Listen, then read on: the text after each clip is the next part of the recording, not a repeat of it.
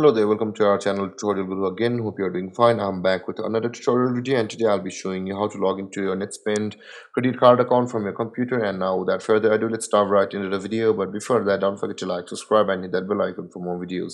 Now to log into your Netspend credit card account, first open up your preferred browser, as I have already opened the Google Chrome, and in the search bar click over there and type in netspend.com like this and hit enter, or you can simply search for Netspend credit card login like this on the Google and hit enter, and you can see the login page of Netspend on the first result of Google. Click over there, and after that you can see the login page of Netspend directly. And on the first tab we are on the home page of Netspend. Now to log into your Netspend credit card account from your home page of Netspend, you can see the login page available at the top right corner of your screen. Click on login, and you can see both of these pages are same. One will be redirected from the home page, whereas second one is from the Google results. So let's close one of these.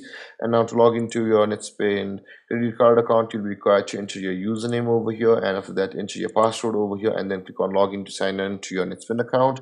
Or if you have not yet created a Netspend credit card account, you can see the order a new card option available over here. Click on order a new card to go through a procedure to create an account on Netspend.